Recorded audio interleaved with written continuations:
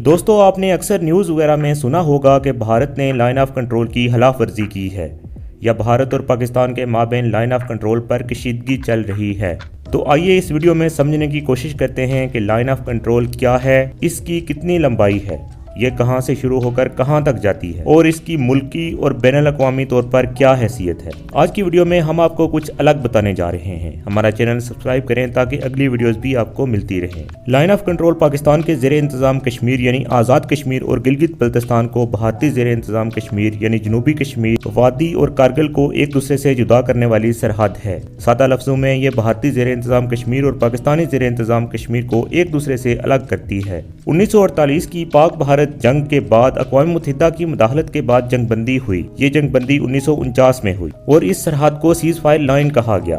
1971 की जंग के बाद पाकिस्तान और भारत के माबैन एक और मायदा होता है जिसे शिमला मायदा कहते हैं। ये मायदा 1972 में होता है। इसमें सीज फायर लाइन को बदलकर लाइन ऑफ कंट्रोल का नाम दे दिया जाता है। अब आते हैं लाइन ऑफ कंट्रोल की लंबाई की तरफ। लाइन ऑफ कंट्रोल की कुल लंबाई 740 किलोमीटर है। लाइन ऑफ कंट्रोल कहां से शुरू होकर कहां तक खत्म होती है, इस बात को अब हम देखते हैं। लाइन ऑफ कंट्रोल का इंतहाई शुमाली सिरा NJ9842 कहलाता है जो सियाचिन ग्लेशियर के नज़दीक वाक़या है। यही सिरा 1984 में पाकिस्तान भारत कशीदगी का बायस भी बना, जबकि जनूबी सिरा छम की तरफ वाक़या है। यह सिरा संगम, दरियाए चनाब और अखनूर के मुकाम पर आकर ख़त्म होता है,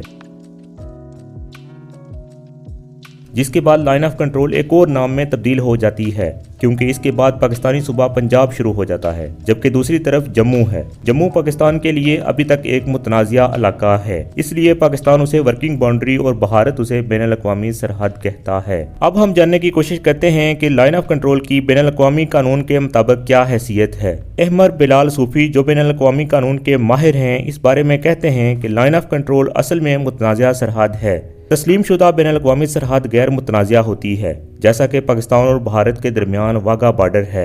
लेकिन जिस इलाके पर दोनों फ़रीक़ीन का दावा हो और इलाका मुतनाज़िया हो जाए और अक़वाम मुत्तहिदा इस लड़ाई में फ़रीक बनकर जंग बंदी कराए तो फिर वो इलाका लाइन ऑफ कंट्रोल हो जाएगा।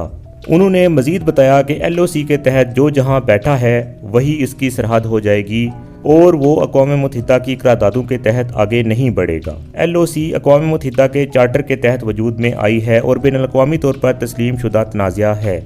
जैसा कि हमने वर्किंग बाउंड्री का लफ्ज़ इस्तेमाल किया था, जो कि पाकिस्तान के ज़िला गुजरात से लेकर नारावाल की तहसील जफरवाल तक तकरीबन 90 मील की पट्टी है। उसकी दूसरी तरफ भारत के ज़ेरे इंतज़ाम कश्मीर का इलाका है। इधर ये इलाका पाकिस्तान की मलकियत है और उसमें किसी किस्म का तनाज़िया नहीं है।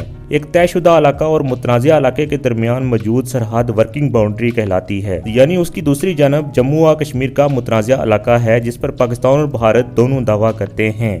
कानूनदान अहमद बिलाल सूफी ने बताया कि वर्किंग बाउंड्री पर भी दो ममालिक के दरमियान तस्लीम शुदा सरहद होती है, लेकिन अगर सरहद की एक जानब मुतनाज़िया इलाका हो तो उसका मतलब ये है कि मुस्तकबिल में ज़मीनी हक़ाइक़ बदल सकते हैं, इसलिए ये इलाका वर्किंग बाउंड्री कहलाएगा। दोस्तों, हम आपको बताते चलें कि आज की वीडियो आज़ाद जम्मू व Kashmir public service commission CSS और दीगर इम्तहानात के लिए नहायत अहम है। हमारा चैनल सब्सक्राइब करें ताकि मज़ीद ऐसी मालूमात आपको मिलती रहें।